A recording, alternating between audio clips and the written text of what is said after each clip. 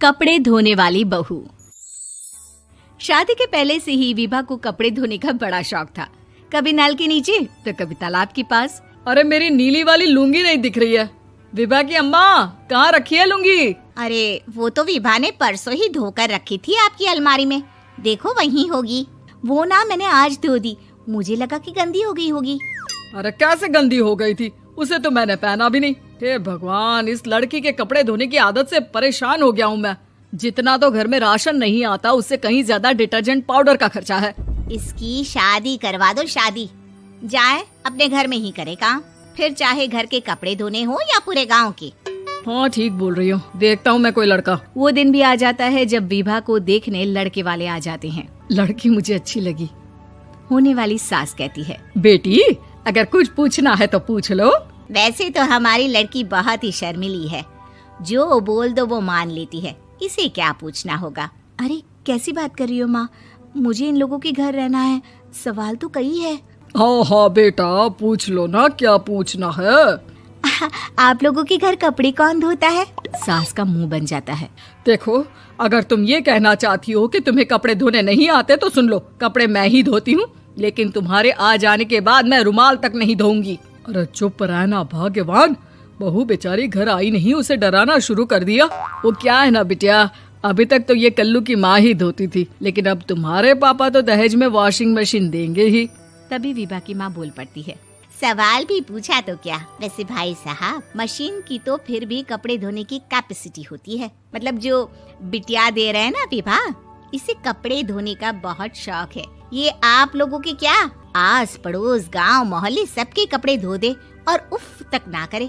बाहर देखा नहीं आपने कितने कपड़े सूख रहे हैं? सब हमारी बिटिया ने ही तो धोए हैं। बस भी करो ना माँ, शर्म आ रही इतनी तारीफ सुनकर। और तो और एक दाग निकाल कर दिखाओ तो मान जाओ। हाँ अच्छा अच्छा, माफ करना बेटा, मैंने गलत समझा।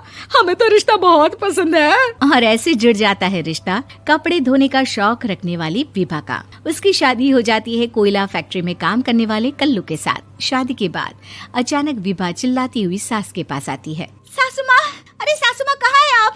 ये तो धोखा है, धोखा दिया आप लोगों ने मुझे। इसे ससुर के चक्कर के बारे में पता चल गया। अरे तो उसमें तुझे क्यों धोखा मिला है? अरे नल में पानी नहीं आता, कपड़े कैसे कब धुलेंगे? अच्छा अच्छा, तू पानी नहीं आ रहा उसकी बात कर रही है। तो आपने क्या सोचा? कुछ नहीं। अच्छा, तेरी माँ ने कहा था कि कपड़े धोने का शौक है तुझे, याद आया मुझे।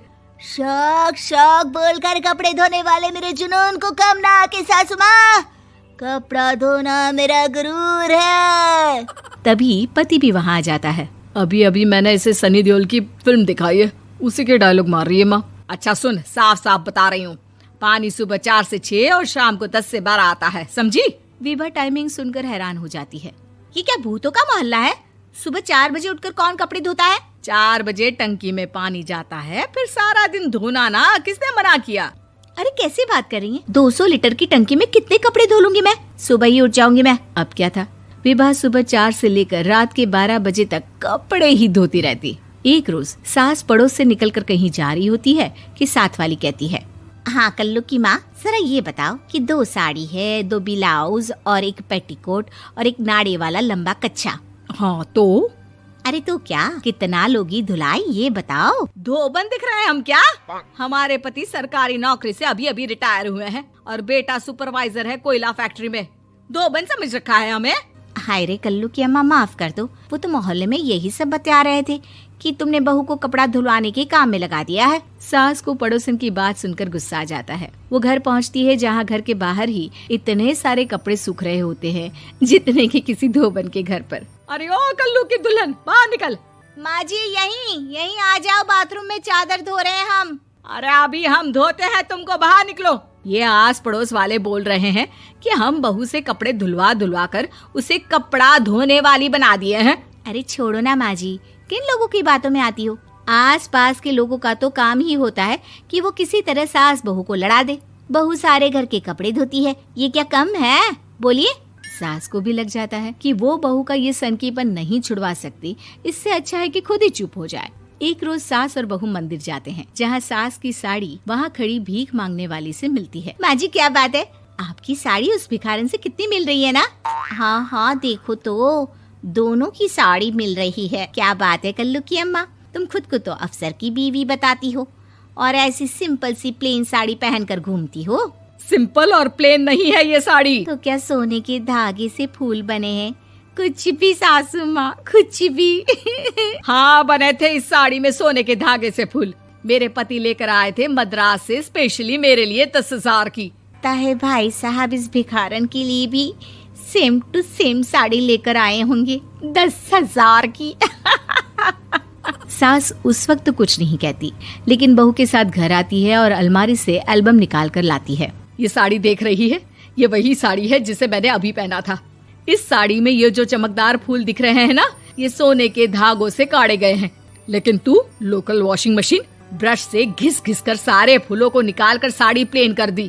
मुझे माफ कर दीजिए सासू माँ। और तो और, जब मैंने तुझे तेरी गलती के लिए कुछ नहीं कहा, लेकिन तूने तो सबके सामने मेरा मजाक ही बना दिया। क्यों? बहू को समझ में आ जाता है कि अब से उसका कपड़े धोना बंद।